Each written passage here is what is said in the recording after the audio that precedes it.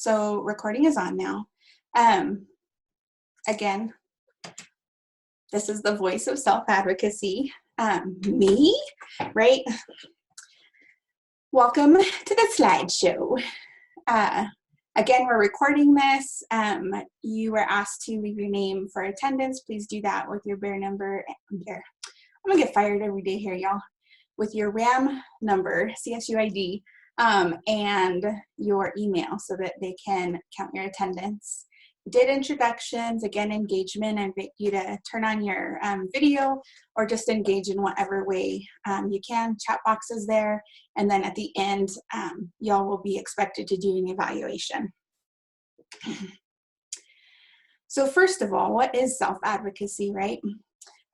Y'all chose this cliff for a reason, knowing that we all have different needs, we all have different things that are important and that matter as far as having an equitable experience, right? And so this is just saying, right, again, we all have different needs. I think a really big theme that comes to mind is the difference between equity and equality. Is anyone familiar with that? Haley, I see your head bobbing. Would you like to share? You can say no. I won't pressure you. Okay. Anyone else want to talk about the difference between equity and equality? I can, if I can just finish doing. So I think the best way that I have had it described to me is equality, that's the word. Equality is kind of giving everyone the same thing versus equity is giving individuals what they specifically need to succeed. So if you've ever seen that picture of people watching a baseball game behind a fence, you see that the tall person is doing just fine. They don't need anything and can see the baseball game. I'm not good at sports. Baseball game just fine versus the individual who isn't as tall can't see anything because of that fence. And so equality would be giving everyone a step stool to see that versus equity would be giving everyone what they need based off their height so that they can see the game. Awesome, beautiful description, right? And so we all have different needs. So it's not, we're not trying to get our needs met equally as someone else. We need to understand what are our own needs and why those different needs are important as we search for equity. And no one knows you better than you. Have you ever heard that before? It is something that I would tell my children so much when they were littler. Right? I would say, what do you need? And they're like, I don't know. And I'm like, but who else knows? Like, you know yourself better than anyone else here, even your mama. And so we have to engage in a conversation about what is it that you really need. So today we're going to do a little bit about that, identifying your needs, your specific needs, and talking through different areas of those. So academic, personal, professional, anything additional. And then we're going to get a little chance to practice the power of our voice. Sound good? Cool. I think one of the things about needs is really trying to first break the stigma that having needs is a bad thing or a weak thing, right? I think that the idea of asking for what you need is layered in many things. So I found this cute little clip art. The only thing that wasn't cute was it had an ableist slur on there. So I went ahead and covered that up. You'll just have to get creative with that word. But you're not weak for asking for help. You are not, we'll say, foolish for not knowing things. You are not selfish for wanting better than what you have now. And really just embracing that fact that, like, you are worth it. You do belong here. Here is CSU, here is AAC. And you deserve to get the experience you want. You deserve to get the education you need. You deserve to have the community that is encouraging and supportive of you, right? And so, first of all, yeah, just breaking down the idea that asking for something means you're weak. What are some other ways y'all can reframe what asking for things looks like, or a different way to maybe label it than weak.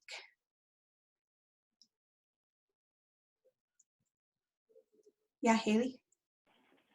I would probably I say setting boundaries is another way of asking for help and for what you need. Yeah. And it's not necessarily making you weak. And then just being comfortable with the idea of vulnerability too. Mm-hmm. Yeah. Boundaries, super important. Vulnerability can be messy and can be very important. Anything else with this? Do y'all have any questions as of yet? Cool. We're going to talk a little bit also about identity and how identity shows up as we're talking about stigma and asking for support. But I'll save that one for a little bit later. So what does it mean to identify your needs, right? We have different needs, different circumstances, different situations, may even be different time of the day, depending on, right, what's going on around me. And so really wanting to identify what are the needs that you have? What are the needs that I have? So if you can just take a few seconds and reflect with yourself, what is an academic need you may have right now? Perhaps a personal need you may have right now, a professional or thinking of something career readiness that you anticipate needing, or perhaps you're in a profession now and you have a need, or any other additional needs. So I'm going to ask for some of that, just reflection. So I'll take a few.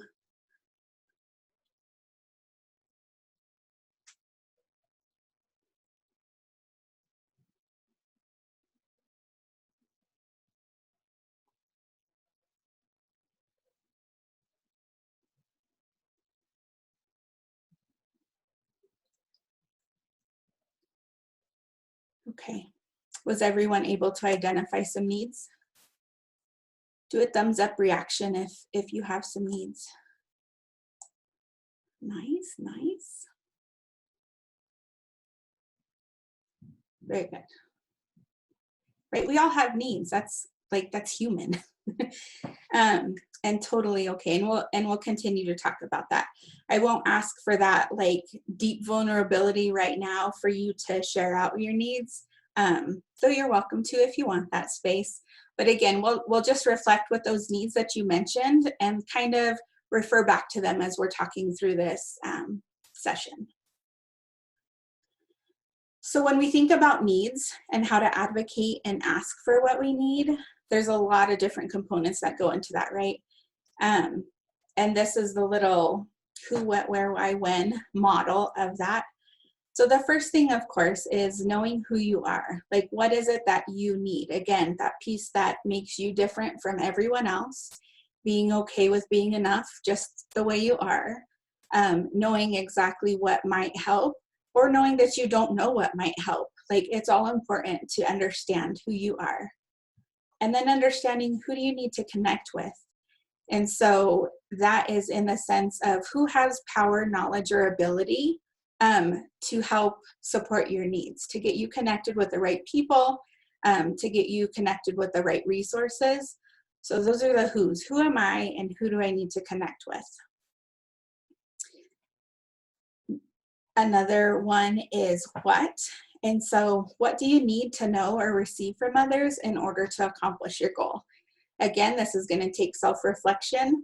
And again, you may not know, and that's totally okay as well. Sometimes, right, we don't know what we don't know. We don't know what's out there if we haven't already explored. And so really just trying to focus on, what would it mean if I had this success? What would it look like for me to get to my goal? And how can I do that? Let me just sit down and have that reflection with myself to see, oh, okay, I would need right, time and space to focus. I would need really delicious snacks, maybe Ulysses lunch. I need, right, just thinking about different things that you need, different resources. Where is a good question to ask. So again, in what situations? Perhaps it's something you need in one circumstance, but not the other.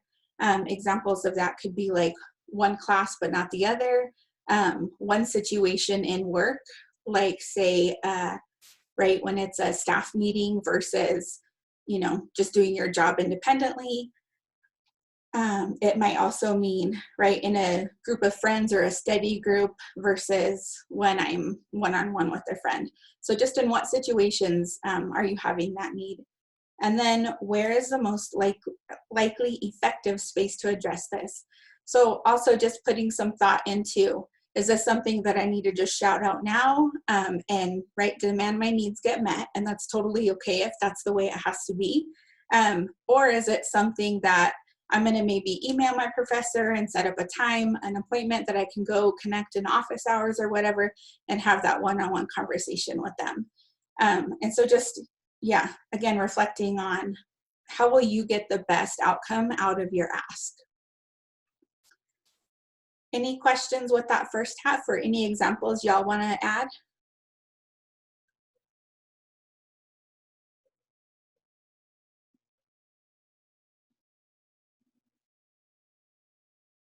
Cool. Then I'll move on to the second half. When is an effective time or appropriate time to raise an issue?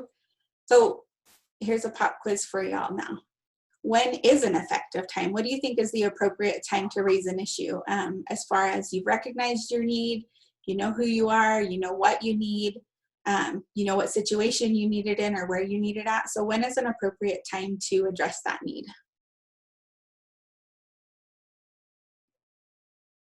There's some gold stars writing on this one, folks.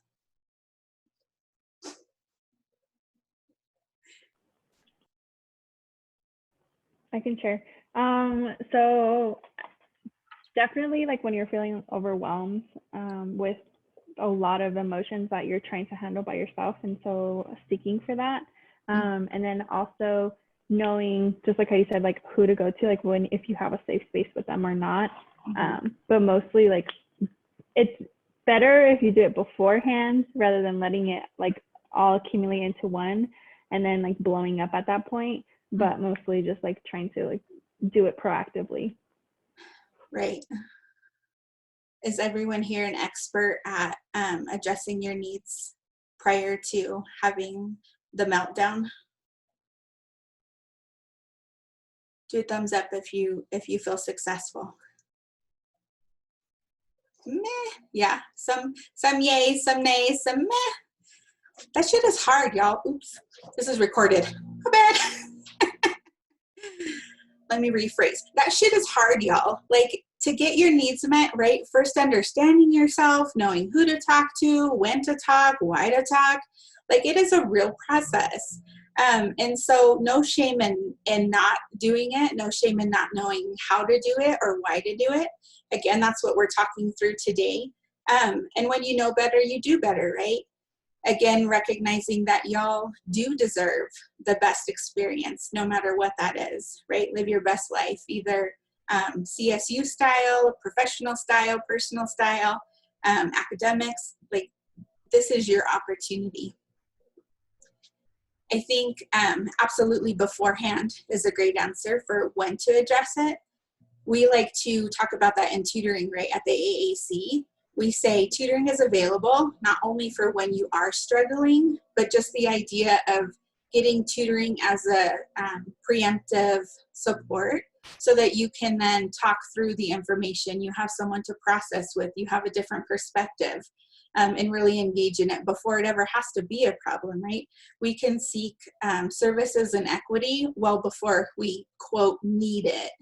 And so, yep, beforehand, definitely. Why is it important?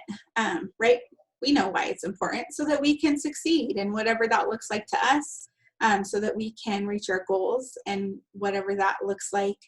And then the how is, how do you express yourself? So looking a lot at, right, what does, here I'll ask y'all, what does express yourself mean? So when we're talking about addressing your needs and expressing yourself, what are some examples or situations where you can see the ways you express yourself?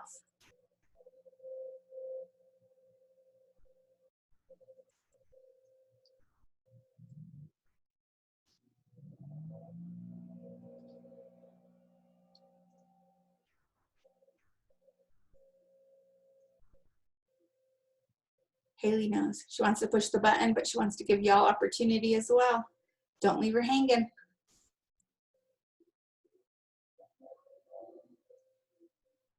Okay, Haley. So personally, this is something I've had like a really hard time with, just because of who I am and like where I grew up and like the influences and such. Like you're not supposed to ask for help or like even think of the idea of how to express your emotions and your ideas. And so for me, it's been a journey to do so. But I think when the time comes to when you really need to express like how you're saying it, you could just be like, hey, there's something I'd like to talk to you about, like regarding like my emotions.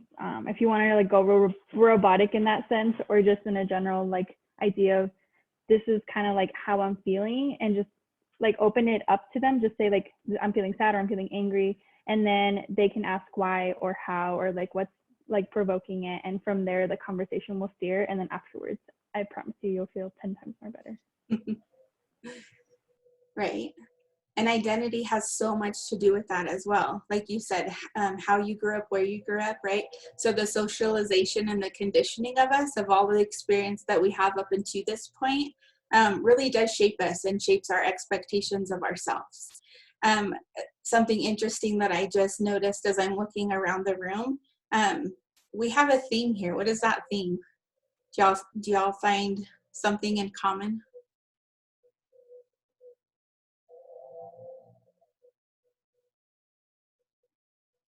No? This is the 2 million gold star response right here. We're all first generation.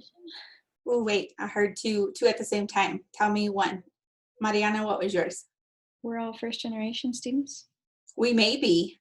Yeah, we didn't identify that, so we don't actually know. But yes, a large population, of course, of TRIO of SSS is first gen, absolutely. And then Haley, what were you gonna add? I hope to say we're all human. We are all human, that's a fact, yep. And in that humanness, we've all been socialized a certain way. And so what I see looking around the room is that there are majority non-men here, right? So we have a majority of people who were likely socialized and conditioned as a female into womanhood with the expectations, right, that maybe your mother passed on to you, maybe it was your grandmother, your aunt, your sister, but just those expectations that lay on us and how we then should learn to navigate and move, whether it's our body language, what is appropriate versus taboo, written language, oral language, a lot of different things come into that. And that's because of that socialization. And I think that gender has a lot to do with that, as we're raised with those ideas or ideals. Yeah. The next one is how, we are on that next one, right? So how do you express yourself? How do you hold yourself accountable? Means what are you willing to do to make sure your needs get met? How will you hold yourself accountable to address your needs? And how will you hold yourself accountable to readdress your needs if and when they change, or if it's a new situation? On that also, how do you hold others accountable? A little more difficult. Others would be here, right? Someone providing that service, the material, the knowledge. What is a fact in this? I'm like, we can't control others' behaviors. We know this, right? We're human, they're human. So we can't hold them accountable in like demanding it will be done, but we can hold them accountable in, hey, I checked in with you on this. What's the status? Hey, this is what I really need. Can you help me understand why it's an issue that like we can't work that way?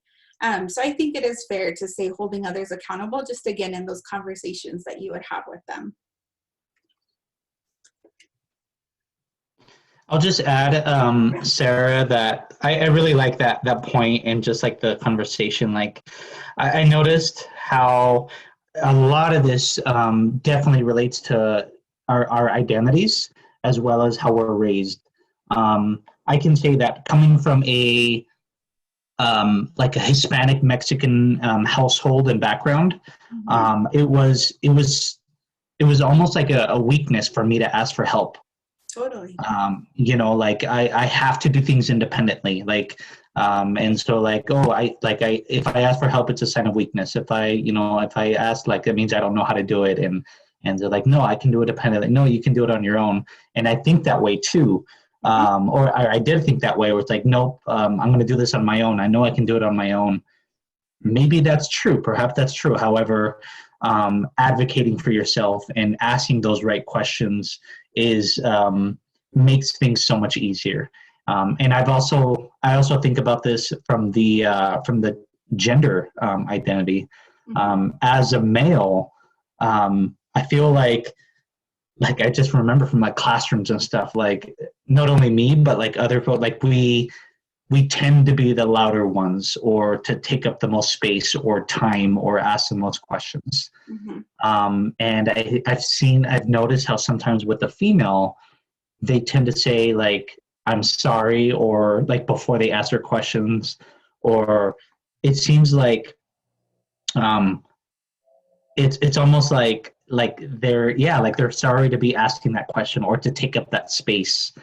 And it's like, no, like absolutely not. And so like I just notice those things, and I see how interesting it is to like how identity and how these things, how we're raised, shapes into how we advocate for ourselves. Absolutely.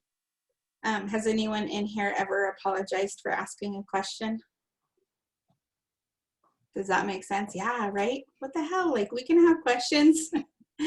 Has anyone here noticed any other differences between identities and advocating for oneself?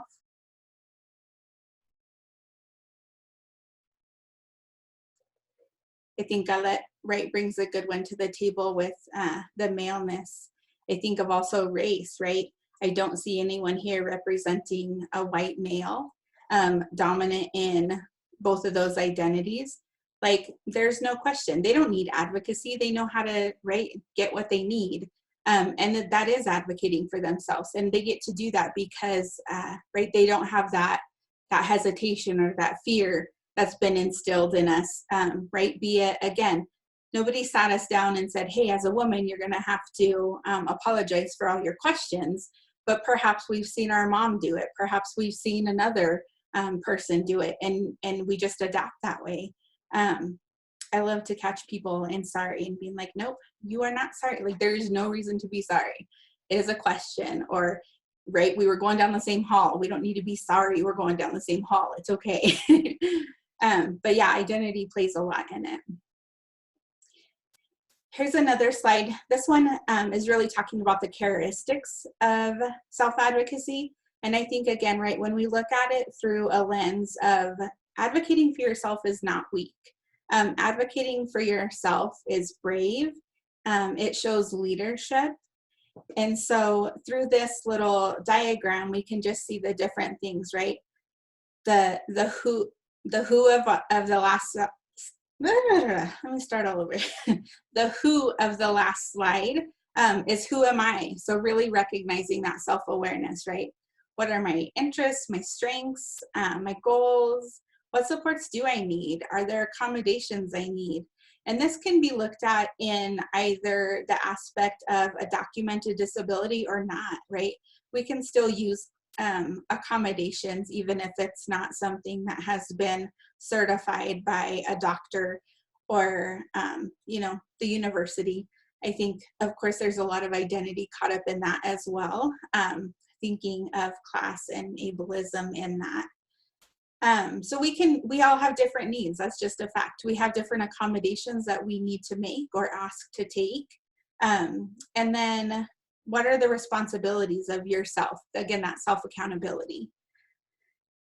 Knowing your rights. I think this goes along with the what, right? So wanting to know what are the rights that you have, whether it be as a student, as an employee. What rights do you all have in your relationships? Like, do y'all talk about, like, hey, right, I want to be treated right in my relationship. And if that doesn't happen, what are those boundaries that I'm going to set? What are the non-negotiables? And how do I ask for what I need in that? So again, communication. talking about that. And then again, just really leadership. Like, it takes a lot. Again, this is a big process. It takes a lot to be a self-advocate. So there's a lot of leadership and strength in that. Anything y'all would add or have questions about this one here? Feeling good?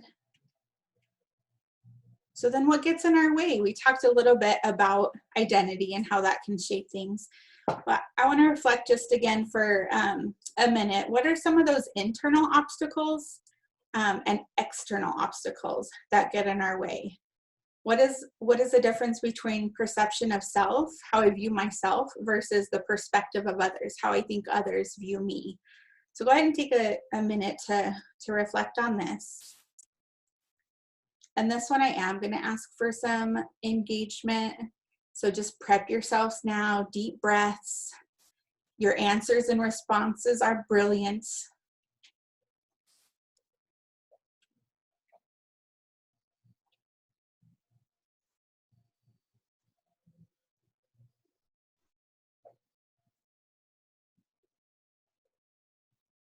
Okay, what are maybe some of those internal obstacles? I think one that Galeth kind of mentioned earlier was that imposter syndrome, and that's definitely something that's internal. No one is looking at you and pointing and laughing at you as like you don't belong here. So it's more so an internal thing where you believe that you don't belong there. Thumbs up if you've ever felt imposter syndrome. Yeah, it's real. What's another internal obstacle?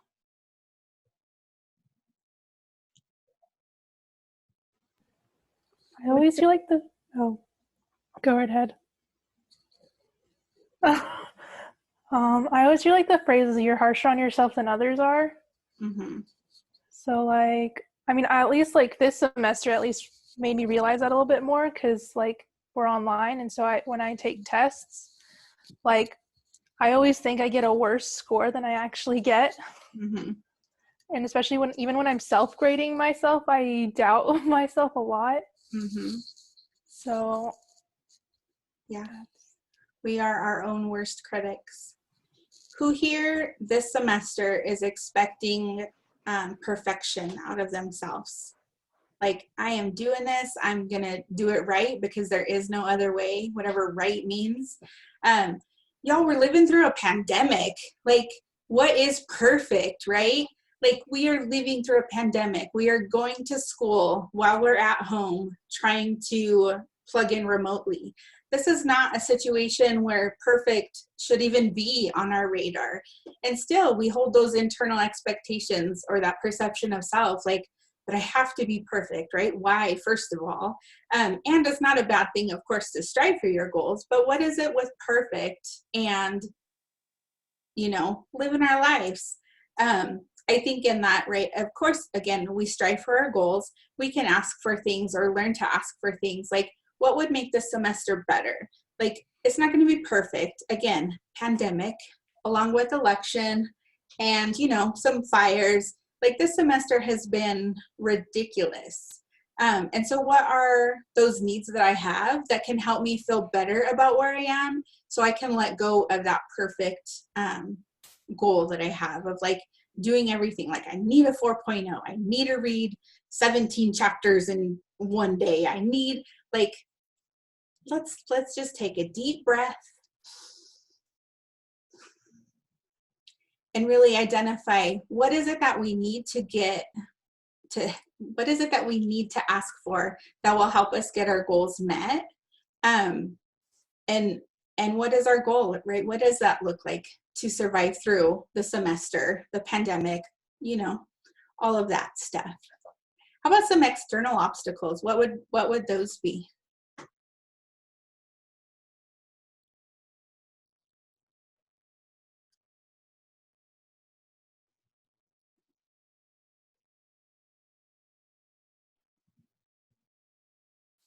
Any ideas?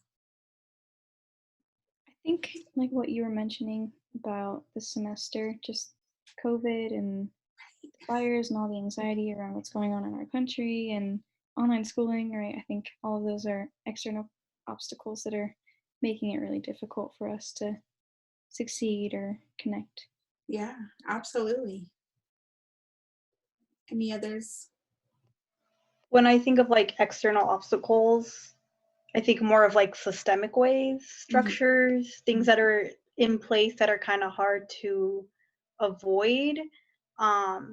So thinking of like currently as I am looking into what I want to do with my future and maybe grad school, definitely like learning of all the little things that go to it, and even something as simple as like a paying for the application, like that or what's it called, that waiver.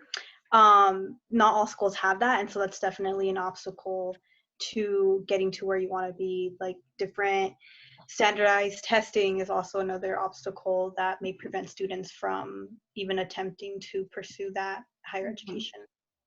Yeah, absolutely. And then if we bring it down to perspectives of others, what might that look like? How does that show up in our life?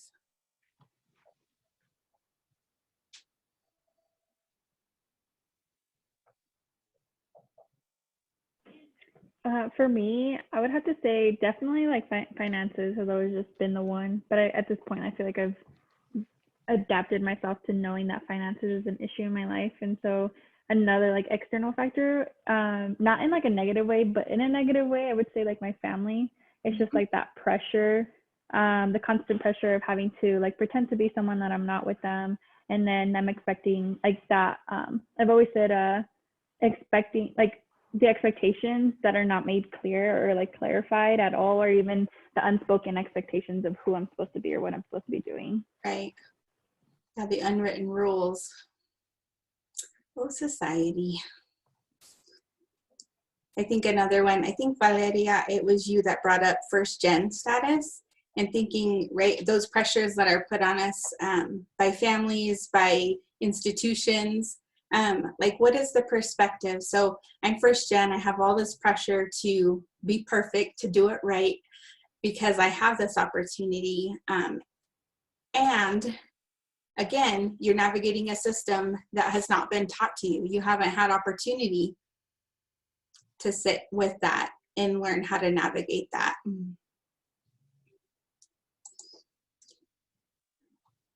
So in that, we need to know, right, what is within our control? What do we have control over? And so this is just a fun visual, right? How do we advocate for the things that we can control and that we are able to? Again, we get to speak our truth. That's within our control. We get to request our needs. That's within our control. We get to hold ourselves accountable. That's within our control. And doesn't make it easy. Doesn't make it a practiced idea. It is just something we can do, right? We are all capable of this. And it's practice. Like practice makes perfect is nonsense to me. Practice makes better. And that's all we can ask of ourselves is like, how do we practice so we can get better at something?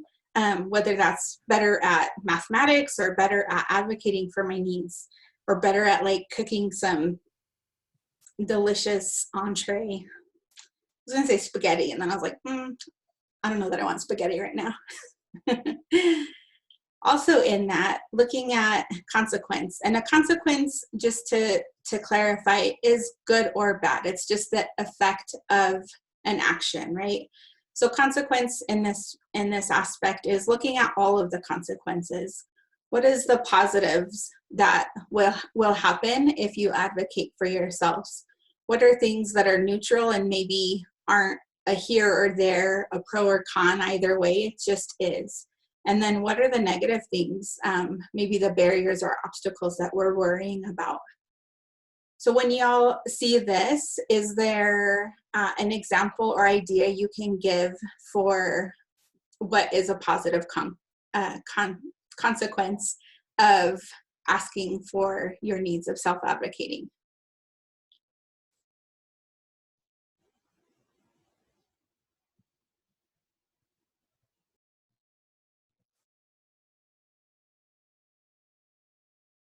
There are no positive consequences.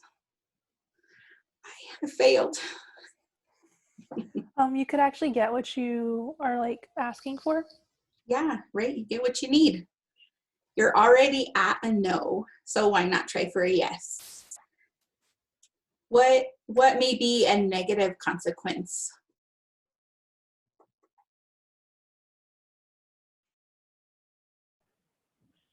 I would say the reaction of the person or like the thing you're trying to self-advocate for. Mm-hmm. Sometimes like it can't be all sunshine and rainbows with that. Yeah.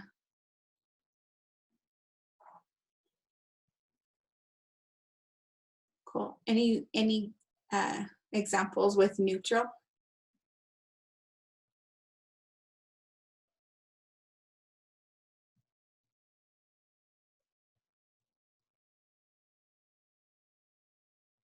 Just again, that one's just the idea that it is like me asking for my needs, either positively they can get met or negatively they're not met, and perhaps I am looked at differently, right? The consequence of not getting the need met or just perception of others, what that means when I allow myself to be vulnerable, can be really scary right there in the negatives.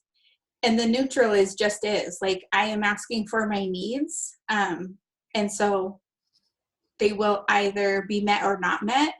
And if I don't put myself at least in that neutral place to just be okay with it, knowing, right, I am human, I am enough, I deserve to have an experience that supports my best life in whatever situation that is, just as everyone else does. And so how do we really champion for one another to be okay with asking for support when we need it? I have a question. Yeah. Is like a compromise a neutral? Because like technically you get some of what you want, but like it's like kind of like a give-take scenario, I guess. Mm-hmm. Would that be considered a neutral? Yeah. Do you have an example of that? No. No? Okay. I was just trying to put it in context. Yeah, I'm thinking maybe like, I don't know, but like, let's say you apply to a, I don't know, a master's program or a scholarship or a job, and you get denied. And then you advocate for yourself by asking them, okay, why did I get denied? And then I feel like, yeah, something like that. So I feel like the worst they can say is no, right? So like there's no negative thing behind it, right? You advocated for yourself, you didn't get it, whatever, but at least you found out that like the answer as to like why. And so like if anything, I see most of them as either positive or neutral. Right? Like you didn't gain anything out of it, like you still didn't get the job. But at least you found out why. Mm-hmm. So I don't know if that's the best example. Sure, that works as well.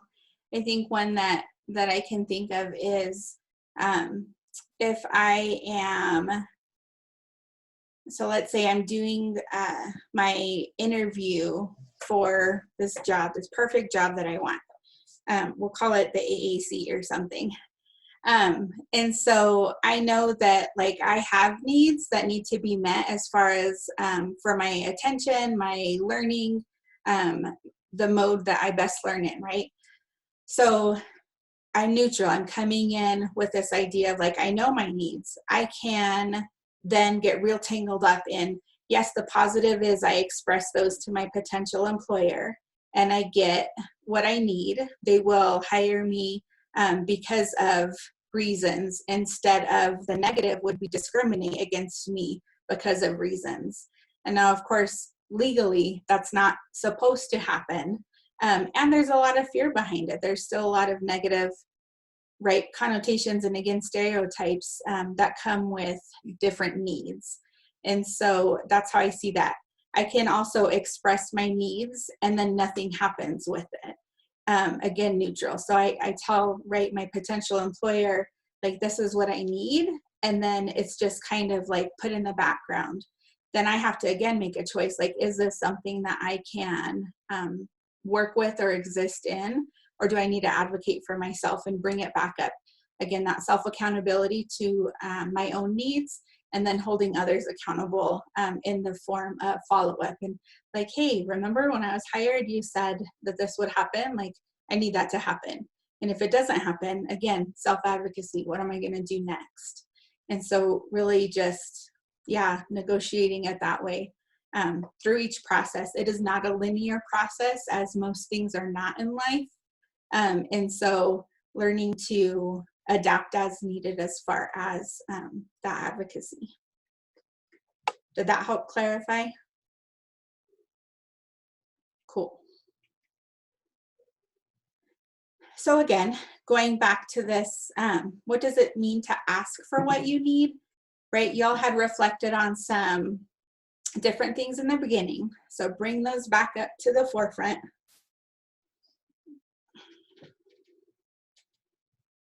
And I would love to hear, like, what does it mean to ask for what you need in an academic sense? What does it mean?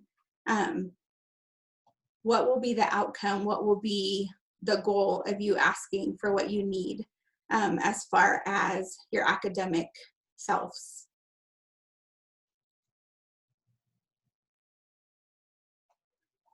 So some things easily I think of is I'm able to participate or engage in the material. I am able to honor what I need as far as, right, if I need extra time or quiet space or whatever it is that I need, like my need is getting met so that I can have an equitable experience. When I think of personal, like what does that mean when you think about your personal needs?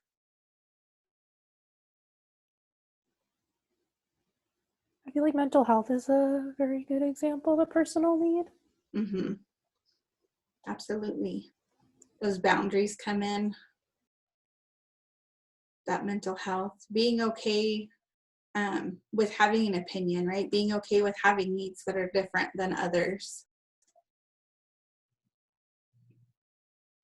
What about professionally? I kind of talked about that one in the last slide. But yeah, right, it can look like a whole lot of different things. Maybe you're in a position and like, I don't know, you're getting married on Tuesday and they're like, yeah, sorry, you can't have the day off.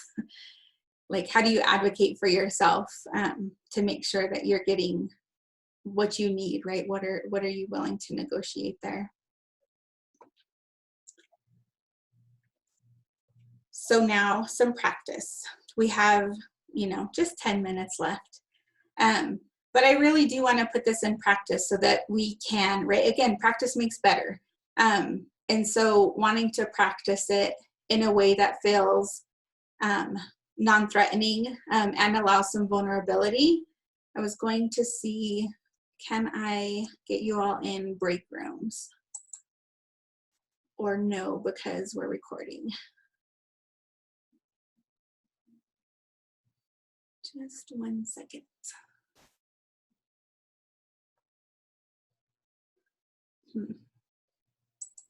Do you have privileges for break rooms? I do, yeah. Cool. Would it be better to stay in here, or do you prefer the breakout rooms? Yeah, let's do the breakout rooms. Just okay. In 4 groups of 2. Random. So in this group, y'all, I want you to focus on what you do need and then just practice with the other person. Like, I need academics. I need more space in our home. So I'm talking to my roommate. I need more space in our home so that I can focus on academics. Like, I'm really distracted and I can't seem to get my shit together when, right, we have, I don't know what the cool new game is. Someone throw a cool new game out there. Don't leave me hanging. Okay. I'm creating the breakout rooms right now. Okay. Cool. Okay. And yes, are there any questions? Okay, we'll come back together afterwards in about 2 minutes. So it's kind of like a quick vulnerability. So jump right in that. Cool. Go ahead and join your breakout room.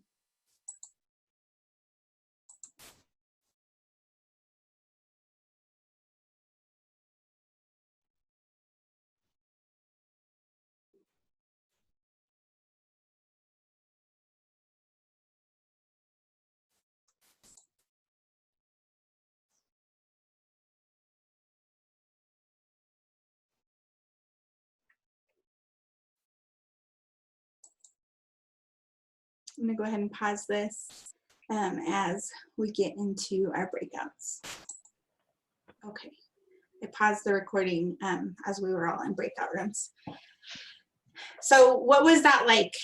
Let me hear some voices. What was it like to express your needs, to advocate for yourself, even in this practice scenario? Bless you.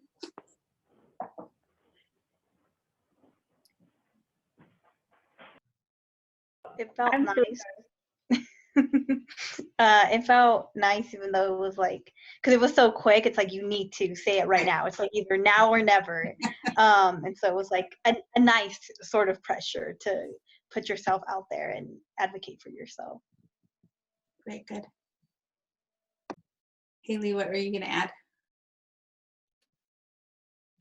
I was just gonna say, like, you probably heard my roommates leave, but in that context, I think it was hard for me to really narrow down what I need to self-advocate for, because there's so much, Right. and just like going back on the idea of like having too much and not knowing like where to start.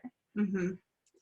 Yeah, I think that's a really good point. It's hard not to have an all or nothing mentality of like, I will get all my needs met so that everything can be perfect, or just like, whatever, it's not going to happen anyway, so why try?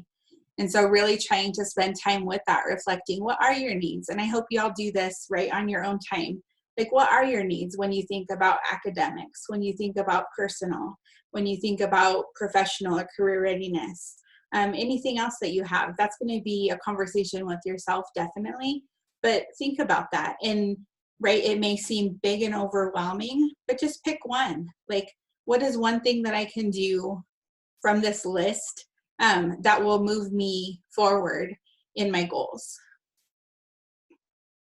Any other comments on what that experience was like? Did anyone express a need that they had not expressed before to random stranger on the internet? We're not random. We're not strangers. That can be a big thing too, right? Like, whoa, that out loud, that came out of my mouth. What just happened there? I think sometimes we do that. We hold stuff in so long that it can just be a release to say it out loud, to get it out there and just acknowledge and embrace, like, whoa, I have a need. Like, what will life look like once that need is met? How will that make my journey better? Very cool. Anything else about that experience?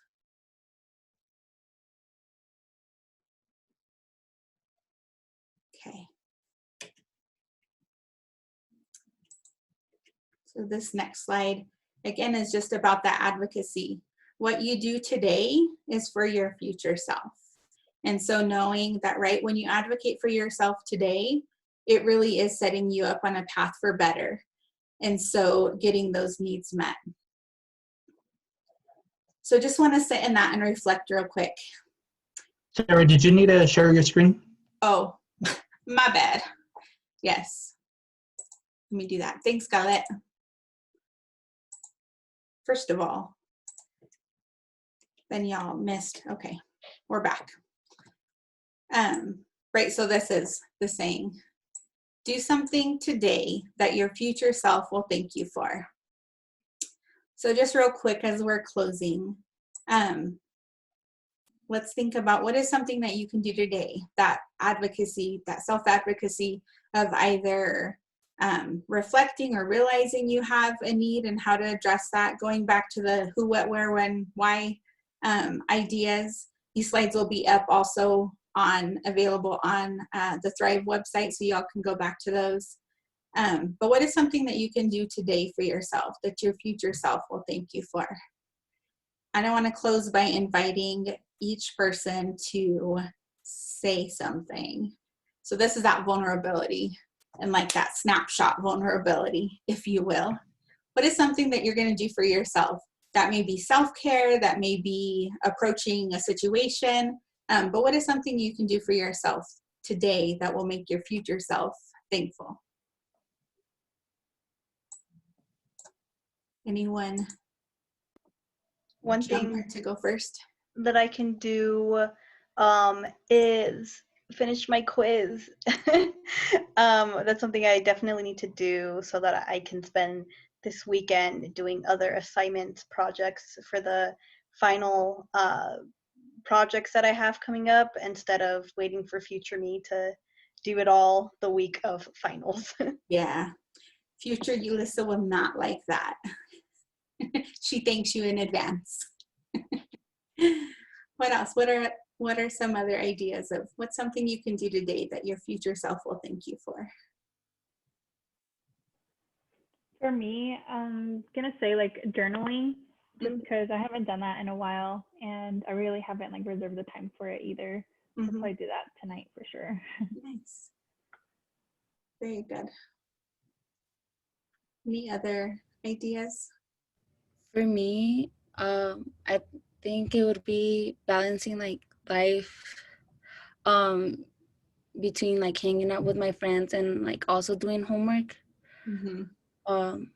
I think that would like really, really help me, because sometimes I'm just like, I have a whole day just doing homework, and it kind of like, I mean, it feels good to get all the work done, but I kind of like feel like I'm not hanging out as much with my friends as I should. So I feel like balancing that. Yeah, totally. Boundaries are important. And whether that's right, boundaries with ourselves or boundaries for others. Because it is our time, it is our life, it is our experience. And so we definitely should get what we can and what we want out of it, right? Very cool. Any other shares before we close out? I'll just say that like for finals week is coming up. And so just getting started on it, if it's a project, if it's an essay, or if it's an exam, just do whatever you can to prepare for it. Organizing your notes, talking with professor, anything, right? Way ahead of time, start early. And I know that my future self would really, really appreciate that. And knowing that I'm not procrastinating and doing things last minute. And like myself from a week from now, 2 weeks from now would be like, awesome, you already got that done. You already started. So it makes it easier. And then that, right, reflecting and identifying what are your needs to make that happen? What are your needs to make yourself feel prepared and feel ready? And then in which ways can you ask for what you need? Who do you need to approach to ask for what you need? Absolutely. All right, y'all. Something I did today that I think my future self will thank me for was I slept in. I didn't really feel that great this morning, and typically when I'm like in person in class, I typically push through it. And it's just not the best attitude. It's but it's important. But today I like slept in because I just did not feel good. Yeah, this morning. Good. Your body was advocating for some rest and rejuvenation. Nice. All right, y'all. Well, it is 2:00. I appreciate y'all for coming and for engaging. I really do hope that you have a better sense of why to advocate or how to advocate for yourself. And again, if anybody wants any follow-up or further engagement, I can stay on the line or you can connect. You know where I work.